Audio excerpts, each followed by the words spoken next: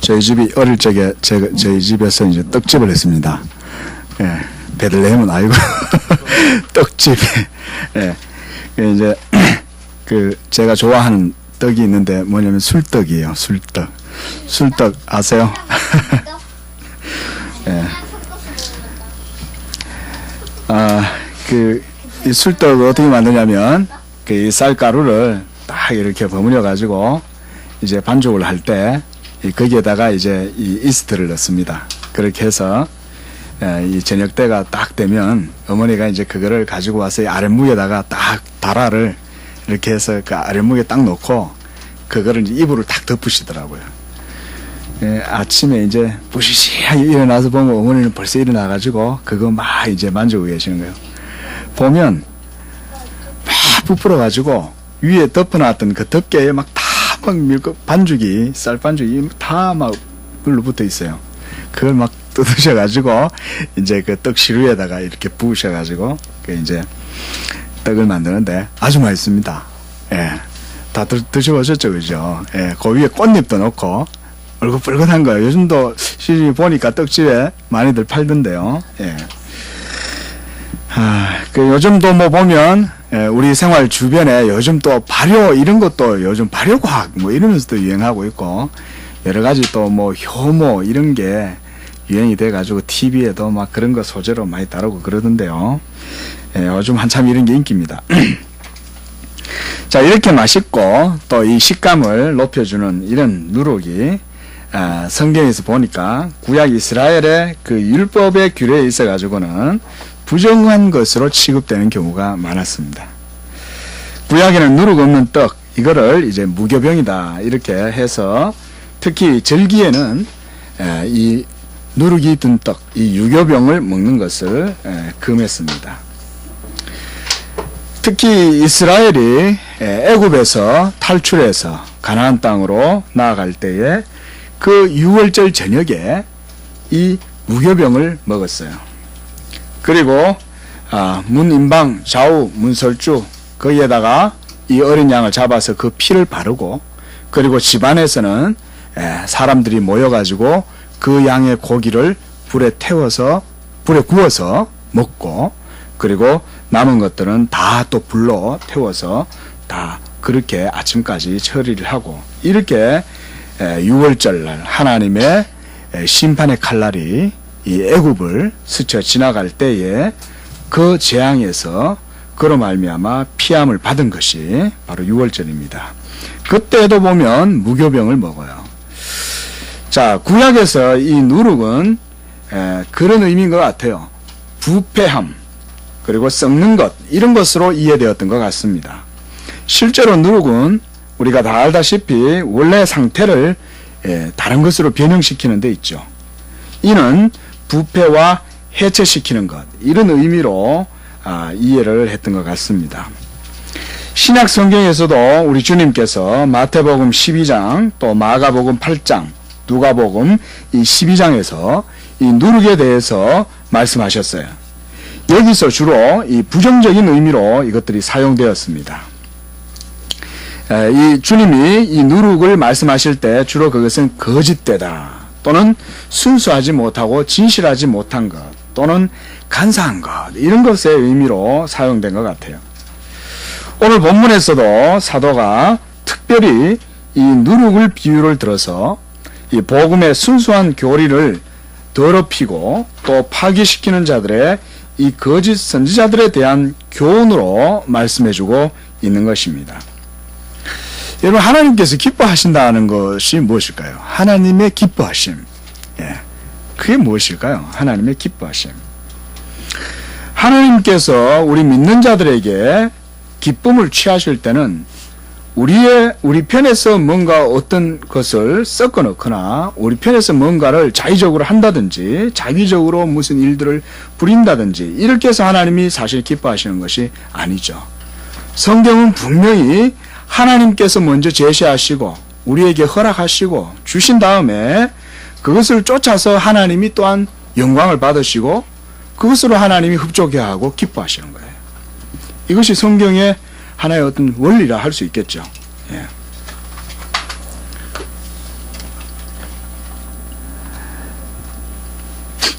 자, 하나님께서 이처럼 기뻐하시는 것은 하나님의 말씀을 믿고 순종하는 것입니다.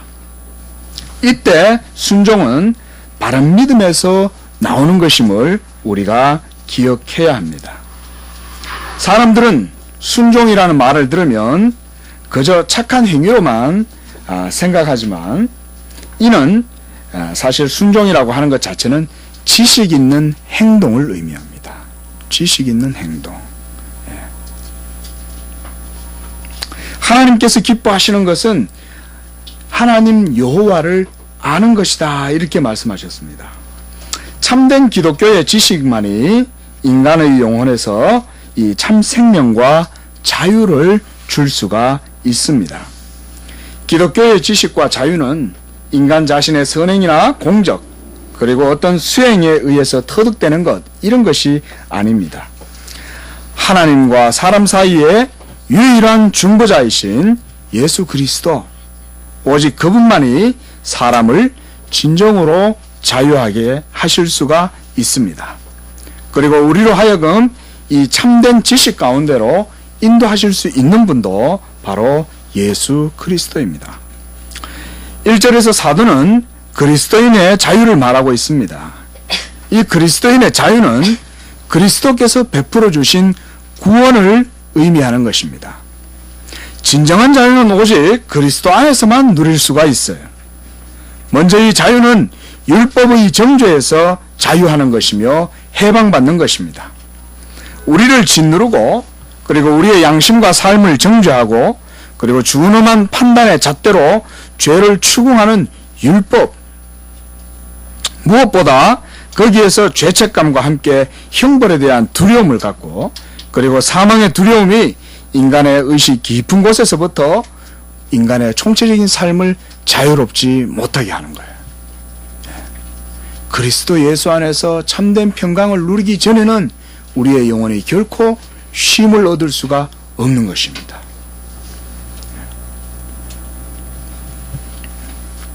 진정으로 인간이 자유롭지 못한 이유는 사실은 율법의 정죄 그 자체 때문이 아니죠. 즉 율법에 문제가 있는 것이 아니라는 것입니다. 이미 인간의 영혼 자체가 사망의 상태에 놓여 있기 때문에, 사망의 상태 그 자체로 놓여 있기 때문에, 그러므로 이 율법이 도리어 그 율법의 정죄를 당하고 그 율법 앞에서 자기의 불의함이 나타나면 인간은 그게 싫은 거예요. 그 소리가 어디서부터 들려오겠습니까? 우리의 손을 넣어도 닿을 수 없는 양심의 깊은 곳, 우리 영혼의 깊은 곳에서부터 하나님의 말씀 앞에 우리가 죄인이다 하는 이 양심의 소리가 들리는 거예요. 그걸 인정하지 않는 거죠. 하나님의 증거를, 하나님의 말씀을 거역하는 거예요. 그러니까 하나님 믿기가 싫은 거예요. 하나님 앞에 나오고 싶지도 않고, 그래서 하나님을 싫어하는 것이죠. 율법은 단지 우리 사람은 죄에 놓여있고 사망에서 종노릇하고 있음을 보여줄 뿐이에요. 이렇게 율법의 판단과 저주와 두려움 아래 살아가던 우리를 그리스도께서 자유하게 하셨다고 말씀합니다. 그러므로 사도는 이제 더 이상 두려워하거나 죄짐을 지고 슬퍼하거나 괴로워하지 말고 굳건하게 서라, 그렇게 말씀하고 있습니다. 자, 우리 한번 옆에 서로 한번 보시고 격려 한번 해 주십시오. 굳건하게 서십시오. 굳건하게 서십시오. 여러분, 사도가 이 말씀을 위로로 주시는 거예요. 굳건하게 서라. 굳건하게 서라. 굳건하게 서라는 말의 의미가 무엇을 의미한 걸까요? 네 힘으로, 너의 자력으로, 너의 의지를 발동시켜서 굳건하게 서라. 여기서 그런 의미로 보아서는 안 돼요. 이런 작은 한 구절, 이런 한 수로 하나도 여러분 우리가 아주 사실은 교리적인 아주 분명한 이런 것들을 좀 이해하고 봤으면 좋겠습니다. 주님이 갈보리 십자가에서 우리의 모든 죄짐을 다 제거해 주셨음을 사도는 다시 상기하라는 것입니다. 여기서 사도가 의미하는 종의 멍에라고 하는 것은 율법의 판단 앞에서 양심이 쉼을 얻지 못하고 평강을 누리지 못하는 상태를 의미하는 것입니다. 또한 굳건하게 서라는 말씀은 믿음을 든든히 가지고, 그 얘기예요. 믿음을 든든히 가지고 담대함과 확신을 잃지 말라는 말씀입니다. 마귀가 우리의 믿음을 흔들어 놓을 때 우리의 행위를 갖고 참소하고 정죄합니다. 우리의 연약함으로 인한 죄책감을 다시금 율법의 두려움과 고소함으로 우리를 공격해요. 여러분, 마귀가 참 얼마나 악한지 모릅니다. 하나님의 택하신 백성들을 하나님의 진리의 그 반석 위에 서 있지 못하고 흔들어 가지고 떨어뜨리려고 얼마나 우리를 공격하는지 몰라요. 가장 사탄이 우리를 아주 트릭을 걸고 우리를 아주 속일 때 사용하는 이건 뭐냐면, 율법, 지가 율법의 주인도 아닌 것이 율법 갖고 우리를 속이는 거예요. 예수님한테 시험할 때도 율법을 가지고 시험하신 것처럼 사탄은 지금도 성도들을 이 교묘하게 말이죠, 율법 가지고 속이는 거예요. 예. 그러고 보면요, 모든 이단들의 공통된 특징은 다 율법주의로 귀결됩니다. 율법 폐기론이든지 율법주의든지, 예. 대부분 보면 율법주의예요. 예. 교주한테 순종해야지. 결론은 교주한테 순종해라. 뭐 이런 거죠. 예. 예. 그러나 그러할 때 오직 의인은 믿음으로 말미암아 살리라 함과 같다라는 이 말씀처럼, 예, 우리가 이 말씀을 기억해야 될 줄로 압니다. 그러므로 사도가 굳건하게 서라고 하는 말씀의 의미는 바로 행위로 말미암는 의가 아니라 예수 그리스도를 믿는 그 믿음에서 난 의, 이것을 의미한다고 하는 것입니다. 세상의 모든 사람들이 가장 추구하는 것이 있죠. 그것은 우리들도 마찬가지겠지만 그것은 바로 아마 행복이라고 할 수 있을 것입니다. 그런데 이 행복은 물질적인 것에서 이 행복을 추구하는 자들은 매우 미련하고 어리석은 상태에 처해 있다. 이 세상 사람들도 이렇게 봐요. 세상에 지식이 있는 현자들도 진정한 고상한 삶, 의미 있는 정말 인간 본연의 고상한 삶은 그런 보이는 외적인 물질적인 것을 추구하며 거기에서 마음을 뺏겨서 거기에서 행복을 누릴 수 있느냐, 그렇지 않다고 보는 것이죠. 예. 하물며 우리 그리스도인들이야 오죽하겠습니까? 우리가 보이지 아니하는 영적인 저 하늘의 신령한 지식과 진리를 쫓아 살아가는 사람들에게 있어서 이것은 당연한 것입니다. 여러분, 2절에서 사도는 그리스도의 유익에 대해서 말씀해주고 있습니다. 그리스도의 유익이란 율법의 모든 의를 이루시고 그가 우리를 대신하여 하나님 앞에서 우리의 모든 의가 되어주신 것, 율법이 우리를 향하여 이를 행하라 그리하면 살리라 하신 이 말씀, 이 조건을 그리스도께서 모두 행하시고 이루심으로써 이제 우리는 믿음으로 그리스도의 모든 이 십자가의 의와 공로를 우리가 받는 것입니다. 이것이 바로 우리에게 주신 그리스도의 유익이에요. 유익. 사도는 그리스도께서 자신의 몸으로 율법의 모든 의와 공의를 만족시키고 성취하셨으므로 믿는 자가 더 이상 율법의 멍에를 질 필요가 없음을 말씀하는 것입니다.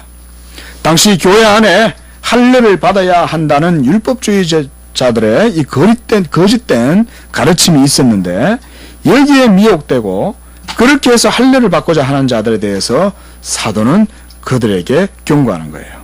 그들이 다시금 복음의 신앙에서 율법 아래의 신앙, 옛날로 되돌아가는 것이다, 이렇게 말씀하고 있는 것입니다. 만일 율법의 행위로서 의롭다함을 얻으려 하는 자는 할례 하나의 행위만 그가 지켜야 하는 것이 아닙니다.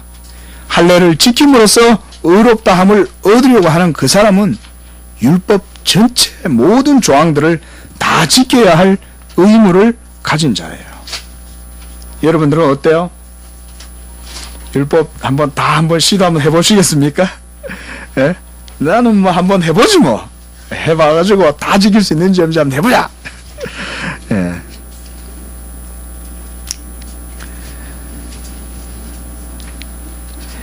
자, 그런데요, 만일 율법의 행위로서 의롭다함을 얻으려 하는 자가 이 그리스도를 의지함이 아니라 이 자신의 힘으로 하나님 앞에서 의롭다함을 얻으려 하는 자인데, 그는 그렇게 되면 그는 그리스도와는 전혀 상관없는 자예요. 그런 사람은 그리스도에게 끊겨진 자라고 말씀하고 있습니다. 그리스도를 믿음으로써 의롭다함을 얻게 되는 것은 이 은혜로 되는 것이라고 말씀해주고 있습니다. 오늘 4절 말씀 보니까 율법 안에서 의롭다함을 얻으려 하는 너희는 그리스도에게서 끊어지고 은혜에서 떨어진 자로다 그랬습니다. 5절 말씀에 보니까 성령으로 믿음을 따라라는 사도의 말씀이 있습니다. 여러분 이 표현을 한번 주의해서 살펴보시기 바랍니다. 성령으로 믿음을 따라.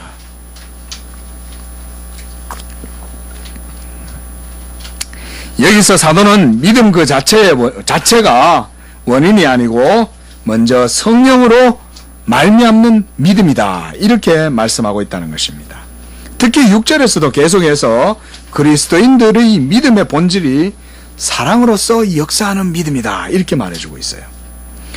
그러니까 여러분 사실은 성경에서 이 믿음을 우리가 주의해서 잘 살펴보면 여러분 이 믿음은 우리 소위 우리가 이제 종교계 존 칼빈뿐만 아니라 이 종교 개혁주의에서 우리가 이걸 분명히 이해를 그렇게 하고 있지 않습니까?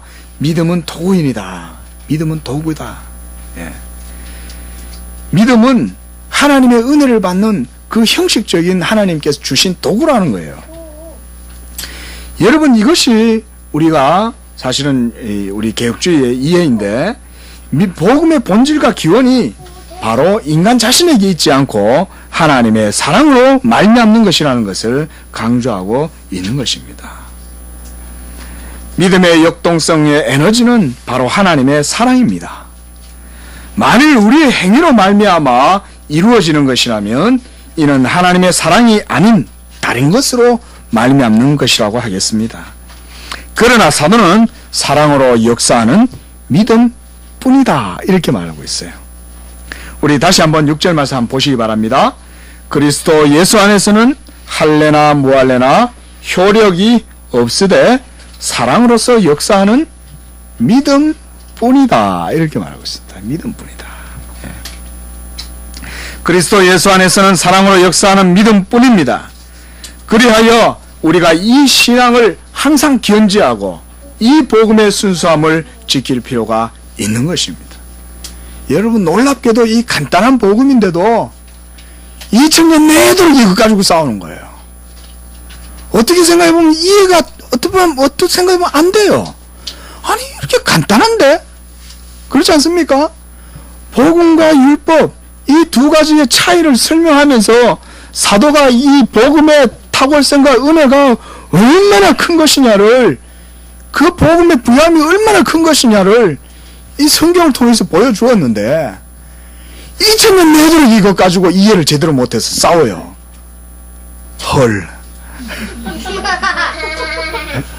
네, 정말 헐입니다. 헐. 아 정말 그렇죠. 그러나 여러분 그것은 우리에게도 의미가 있는 일이에요.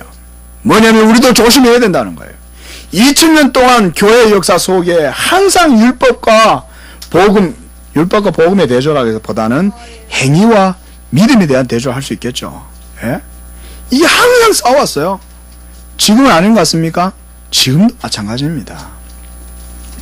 온갖 모든 이단들 그리고 이상한 사이비 이런 거는 그냥 아예 그냥 여러분 차치하고 여러분 우리 기독교권 내에서도 여전히 믿음이냐 행위냐 이것에 대한 조건 논쟁 가지고 아직도 싸워요. 아직도. 그런데 성경은 분명히 얘기합니다. 믿음뿐이다. 믿음뿐이다. 이 믿음은 너희에게서 난 것이 아니요 하나님에게서 났다고 오늘 사도도 분명히 말씀하고 있어요. 예.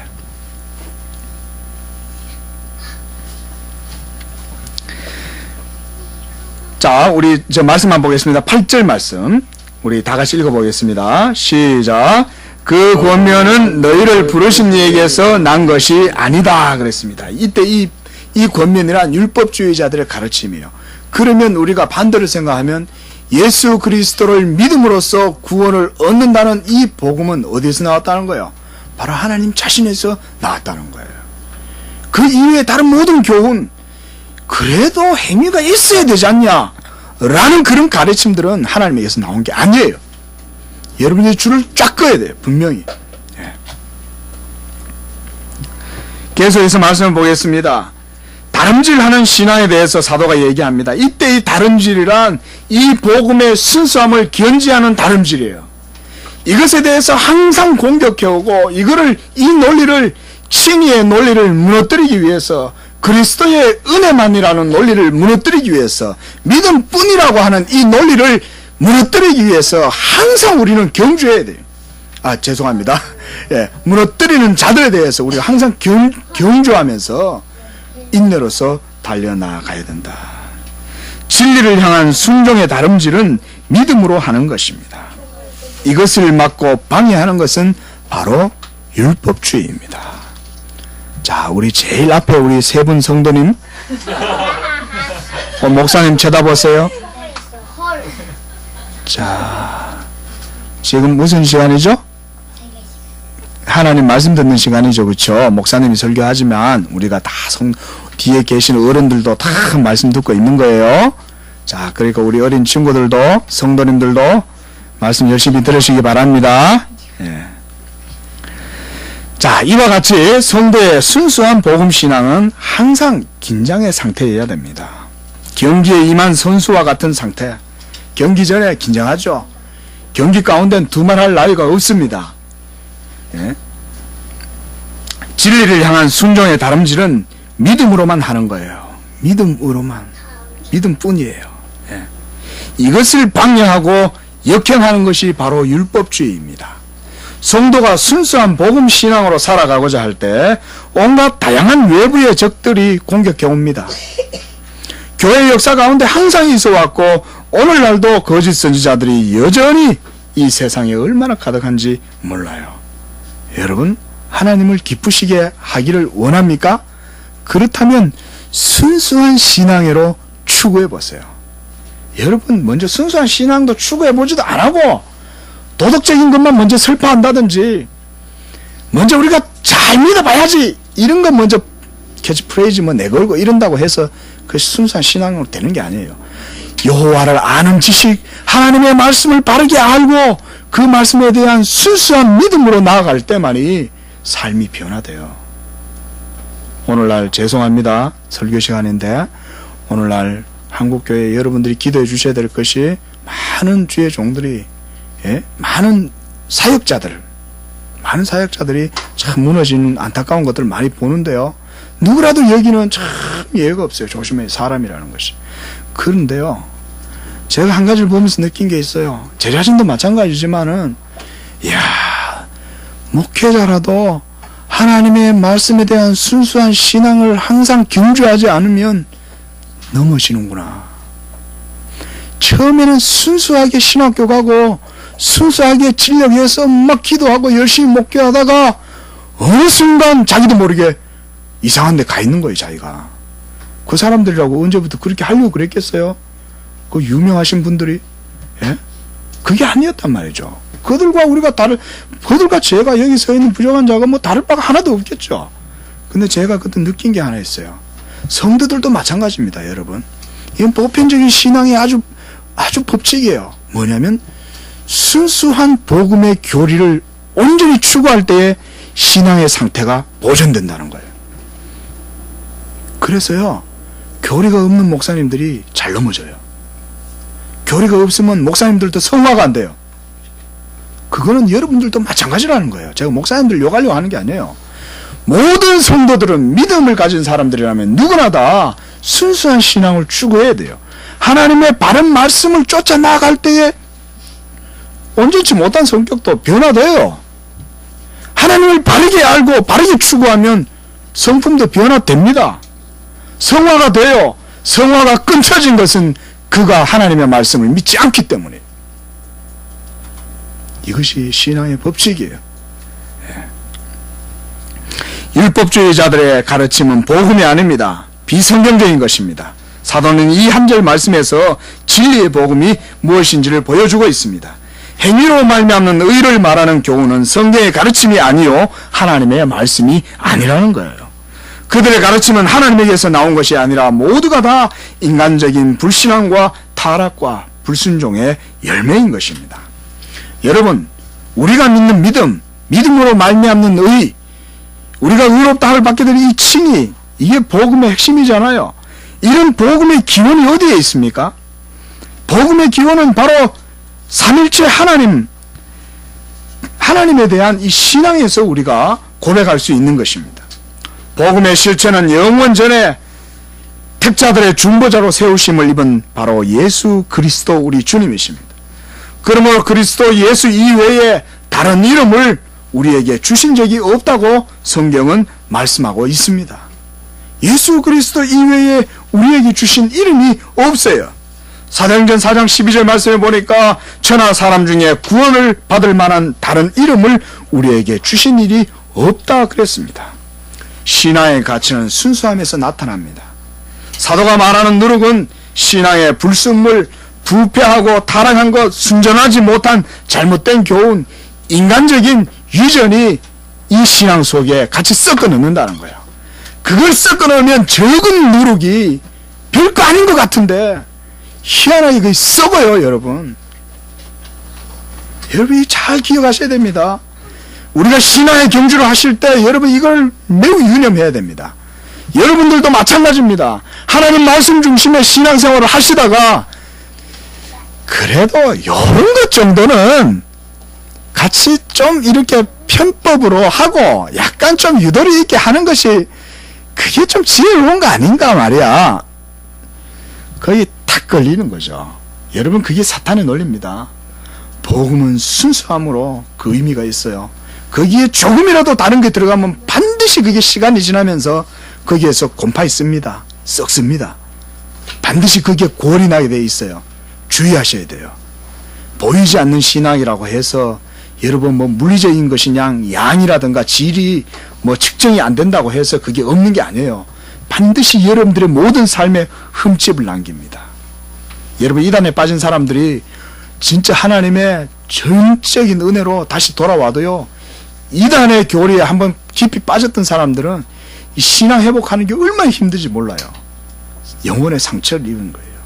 물론 구원을 받아도요, 이 세상 삶을 살아갈 때 보면 힘들게 살아요. 주의하셔야 됩니다.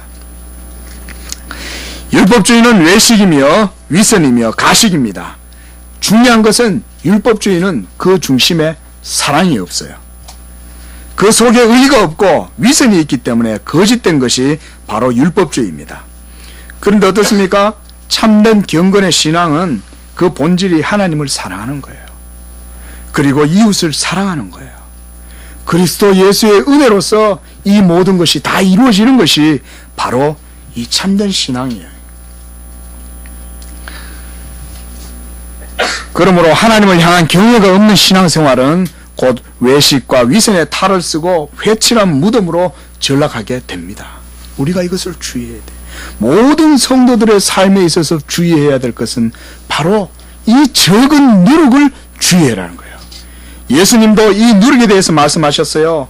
이 누룩은 바로 사두개인들, 바리새인들의 누룩이다. 곧 외식을 주의해라. 누가복음 12장 1절에 그렇게 말씀하셨습니다. 우리의 신앙의 본질과 기초를 바르게 알고 우리가 나아가야 됩니다. 성경의 가르침에 귀를 기울이고 우리의 사도적 신앙이 무엇인지 올바르게 고백해야 됩니다. 우리가 날마다 사도 신조를 고백하는 것처럼 사도는 신앙의 순수한 교리, 즉 오직 하나님의 은혜로 구원을 받는다는 이 복음의 진술을 갈라디아 교회 성도들뿐만 아니라 신약의 우리 모든 성도들에게도 동일한 가르침으로 말씀해주고 있는 것입니다. 오늘날 얼마나 많은 이단들과 잘못된 신학과 사상들이 많이 있습니까? 그 속에서 우리가 질식할 정도로 이렇게 잠식돼 가지고 우리가 오늘날 시대를 살아가고 있어요. 그런 것 속에 여러분들 이 순수한 신앙을 추구하는 여러분 이런 성도들이 얼마나 귀한지 몰라요. 우리 십자가제일 교회 성도들 모두 한 번 한 번 다 귀하게 여기실 수 있기를 바랍니다. 우리는 믿음의 동력자들이에요. 이 시대 가운데에 이 사탄의 이 모든 계획과 공격 속에서도 우리는 사실 지금 영적 전투를 하는 동력자들입니다. 말세가 되면 주님도 세상에서 믿음을 찾아보겠느냐 이렇게 말씀하시고 경고하셨습니다. 우리의 신앙과 삶에 항상 이 누룩이 자리하지 않는지 여러분들의 심중을 늘 헤아리시고 하나님의 복음과 진리의 말씀 앞에서 순수한 신앙을 경주하심으로 여러분들이 그리스도의 은혜 가운데 든든히 서는 그런 굳건히 서는 우리 모든 성도님들 되시기를 바랍니다. 기도하겠습니다. 하나님 아버지, 우리에게 영원히 변치 아니하시는 이 확고한 진리의 복음을 허락하여 주시니 감사합니다. 하나님 아버지여, 참으로 온 세기 가운데에 이 순수한 복음이 항상 공격받아 왔지만은 그러나 하나님께서 그때마다 말씀의 종도를 통해서 기적적이고 놀라운 능력으로 이 진리를 보존해 주셨습니다. 하나님 아버지, 오늘날을 살아가는 우리 성도들도 마찬가지인 줄로 압니다. 하나님 아버지, 우리가 힘써 깨어서 항상 경주하는 마음으로 이 순수한 신앙의 교리를 지키고 그로 말미암아 하나님을 순수하게 믿고 하나님을 바르게 하는 지식을 추구함으로 하나님을 기쁘시게 하는 우리의 복된 삶이 되게 도와 주시옵소서. 거룩하신 예수님의 이름으로 기도합니다. 아멘.